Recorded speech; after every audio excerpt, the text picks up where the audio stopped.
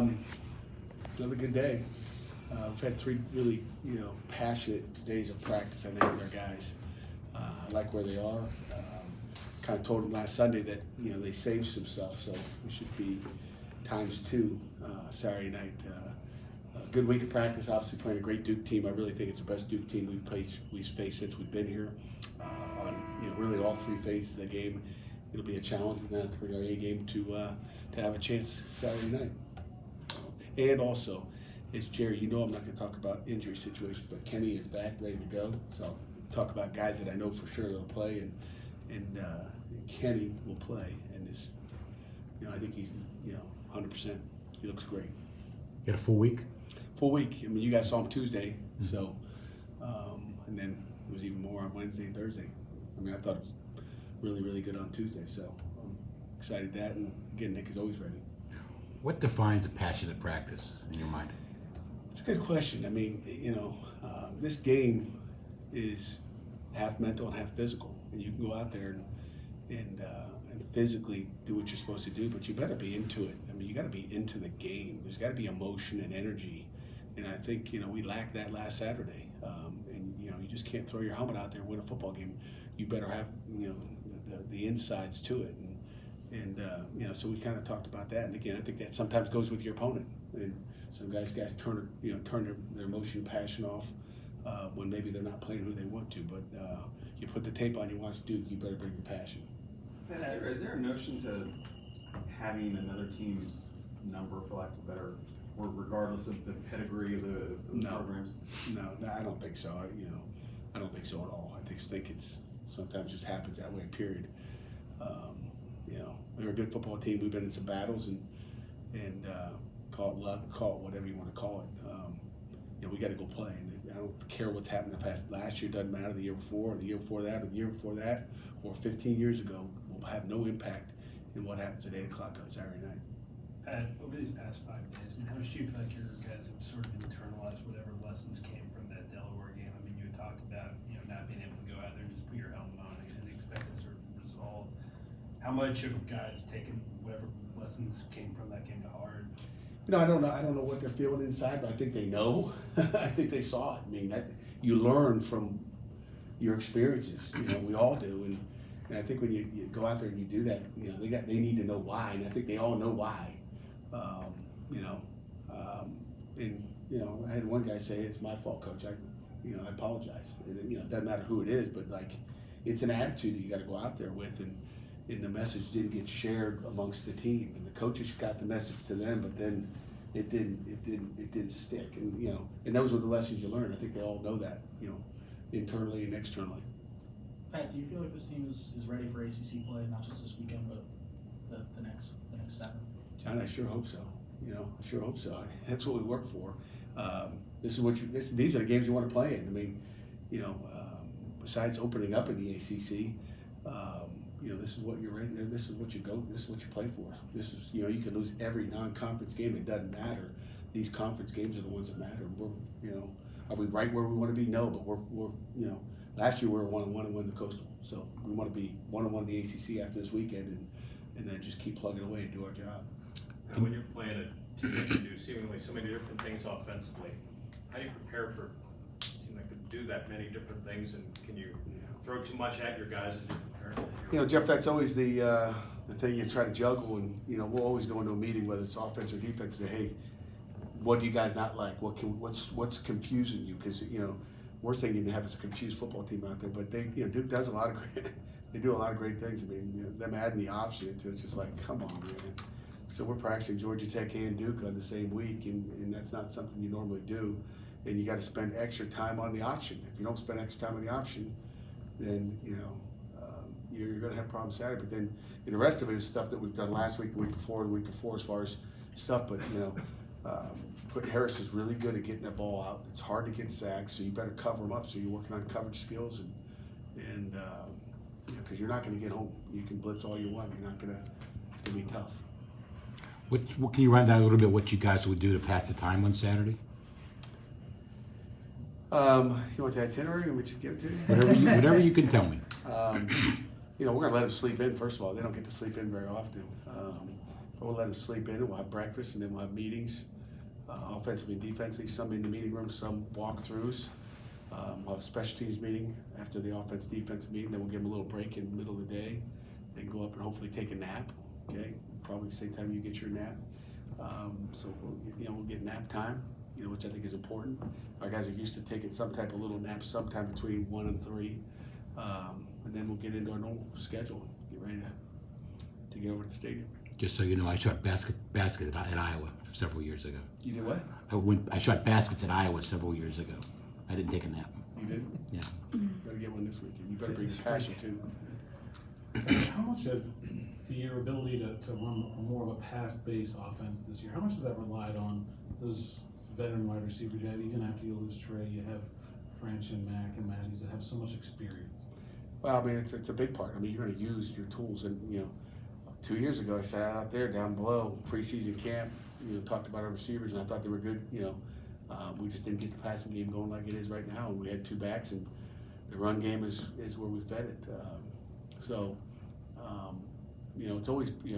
always based on that. And then you had, a group of offensive linemen that you thought, for the most part, were better pass protectors than they were run blockers. That's, we kind of know what we know. We watch tape every day. But we've got to become better run blockers. We've got to run the football this week. I don't think we can go down to Duke and throw it, 55 times and have a chance to win the game. We've got to be able to run the football. Does the UCF game give you confidence that if a game does become a track meet or whatever, that you guys are more equipped to kind of keep pace than maybe you were even a year ago? I mean, last year's game with them was kind of weird, and you weren't even a Yeah, no doubt about it. I mean, we got to score points, period. I mean, they score points, we got to score points. We got to match their points, whatever it ends up being, whether it's 3-2 or 38-39. But, do I have confidence? I think our kids understand as the game goes on what you're going to do. It's just like, I had confidence in the Delaware game too, that we were going to score 1 more point than they were. So you have confidence in your kids. You're with them every day. Our kids got character, and they're going to find a way to go down there and hang in there. So against a good Duke football team. Last year's game was a shootout, but after that it seemed like the defense kind of tightened up, and they've been much better since. Do you think that they were just maybe embarrassed by giving up 619 yards? 619. Thanks for reminding me. You know what? When you watch the game, there's some just some stuff. We just it comes down to focus and details. I mean, you could just watch 2 plays back to back. They lined up in a formation, and the Mike linebacker sitting right there in the A gap. And on the first time they run the play, they ran a fake outside zone that way or fake sweep that way, and the quarterback ran inside zone for 20 yards. Their very next play, they come back and run the same exact play, and we make it for a yard loss. And it's the same play, the same defense. It's called focus and execute. Do your job. You bite on all the eye candy. They'll have jet sweeps going. They're going to line up and empty and run jet sweeps everywhere. They're going to do those types of things, but it's just having focus and doing your job. 11 guys doing your job. So again, just like every week, it's is it what they did or what we did? And sometimes it's maybe they're really, really good. It's what they did. But for the remainder of these ACC games, it's going to be what we do. It's about what we do on the field Saturday night. Good question. Has the week provided any clarity to the 3 wars that tail there? Not really. I mean, we'll find out. You're just asking an injury question, John. Snuck it in the wrong way. The depth chart question. We'll find out as the game comes. We'll find out. With David Cutcliffe, the talk around him is always as this kind of quarterback, as this quarterback whisperer. He's going to coach both the Manning brothers, coach Daniel Jones. I know that your specialty's on the defensive side of the ball, but as an opposing coach, in what ways is that acumen sort of apparent in the things that Duke does and the way that they operate? Like in what areas or facets of the game can you see that? You see it in every facet. I mean, just look at the giving up 1 sack. Okay, that's crazy. I don't know how many teams in the country have given up 1 sack after they played 4. That's ridiculous. Alabama got 1 sack. Just so you know, Alabama got 1. They're the number 1 team in the country. Could only get home 1 time. And so what does that tell you? I mean, he does a great job with the quarterbacks and their offensive scheme, period. I mean, and again, they're going to line up and empty 25 times on Saturday, besides lining up in the Georgia Tech offense. So they're going to spread them all out and then put them all in the box and run it. But you know, they're lining up and empty. They got 5 guys that can protect, and they're taking on whatever it is. And the quarterback's getting the ball out. He knows where to go with the ball. The receivers run precise routes. You know, people got him covered. They still catch him because of his accuracy on where he puts the ball. So it's going to be, you know, a little. We're going to have to play great coverage on Saturday. We really are, because they know where they're going. You know, and they don't do so much. I mean, they added this option, you know, part of their game, but their other stuff is not so much. You know, if you looked at our hit chart, they don't have 1,000 formations. You know, last week against Delaware, we didn't know what we were going to get. I mean, you got quads, you got stuff all over the place. You know, I don't want to call it a bunch of junk, but they have all kind. You know, Duke's offense is not junk. They run a lot of great stuff, and they know what they're doing. And if you do this, we do that. They've got it pretty good. So that's you know, Coach Cutcliffe for that. Because Harris gets rid of the ball so quickly, are teams, the first 3 or 4 teams, backing off a little bit and not wasting time blitzing or chasing the There's quarterback? nothing more frustrating than, you know, blitzing 6 guys up in there and then just watching the ball go that way over there. Like, Coach, why don't you send me over there? But then they'll hurt you when you do that too. So, you know, got to mix it up. Have teams been backing off, or are they still trying to? No, they're still doing the same thing. I don't think, you know, you do what you do. I mean, I don't think you can change a whole bunch. You got different packages in that you'll put in against them, but you know, for the most part, you have to play defense. You said you need to play great coverage. How would you assess your coverage through 5 games? It's been pretty good, you know, besides some, you know, nitpicking holding calls, which really bother me because they haven't affected the play at all. You know, whether it's an overthrown ball, you know, we just got to keep our hands to ourselves and play with discipline there. We can't give them 5 first downs by penalty. I know you talked a lot about the penalties from the Delaware game on Monday at your press conference, but how do you kind of take stock of the first 5 games in kind of in totality? I know you're looking ahead and all that, and don't want to relive the past, as you said Monday again. But how do you take stock of those first 5 games and kind of where you guys are at this point? You know, I'll do that after 6. How about that? When we get an open week, you know, again, without an open week, you really are moving on to the next week. But you know, I like where we are. I mean, you open up in the ACC. I don't think we played our best game. You know, I wish we could play them again tomorrow. I'd like to play Duke at, you know, at noon and Virginia at 7:30 if I could. I think we'd have a different story. You know, I think Duke is a really good football team, so I want to play them first. But you know, I just don't think I think in the ACC you play a game like that, and the opener just doesn't. You know, one team's going to be happy and one team's not going to be happy, and just, you know, they didn't play their best game either. So I know they got a lot better since then as well. But you know, we had a lot of young guys playing that game, and then you look at the Penn State game. We played okay, but just didn't make a play that we needed to win that football game. So I like where we are. I like this football team. I like the character. I like, you know, the adversity they've gone through. You know, really the last 2 weeks, really 3 weeks for that matter. You know, our kids are going to fight till the end. That's what you got to love about them. Anything final? Will the ACC refrain from scheduling conference games in the opener now, or maybe give you a break next? Probably not. But maybe you won't have to do it every year. I don't know. Just they give me the schedule. I say thank you very much, and we go take our toys and go home and play with them. Pat, there's a bill that's due to be proposed in the Pennsylvania State Legislature about college athletes being permitted to profit off their likeness. I don't know if you're familiar with it or if you have an opinion. Craig and Mike, familiar with that? Well, I had asked you about California.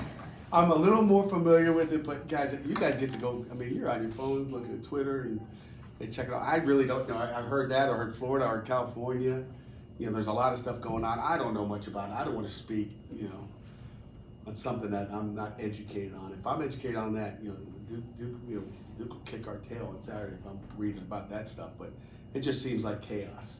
I think, you know, I think it's chaos. I think our kids should be paid. I think there's got to be some type of, you know, structure to it.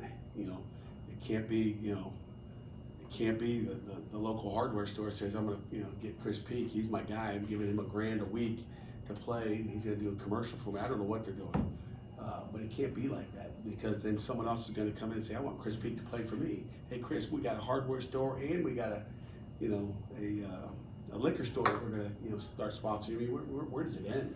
I think it's recruiting. I mean, all I have to do is get all the boosters, you know, around, and then it's just like they're offering. It just sounds like it's going to be chaos. And if it becomes that chaotic, you know, I'll be going to the NFL where there's at least a salary cap and everybody's playing with the same rules. You know, I mean, I'll be in the NFL. That stuff's crazy. So that's about all I got to say about that topic. All right. Did Tipton have surgery? Trey Tipton's out for the year. He had surgery. I forgot that. So, This week, yeah. yeah, yesterday morning. It's today. Wednesday Is morning. he going to get another year, you think? Yeah, I think he's got a chance to, if he wants to get that. So it's again another tough deal for Trey. He's an incredible kid, and again, we'll miss him on the field and off the field. He's one of our leaders, and kids really respect Trey. Can't believe EJ didn't remind me to say that. I had to get asked by the injured guy.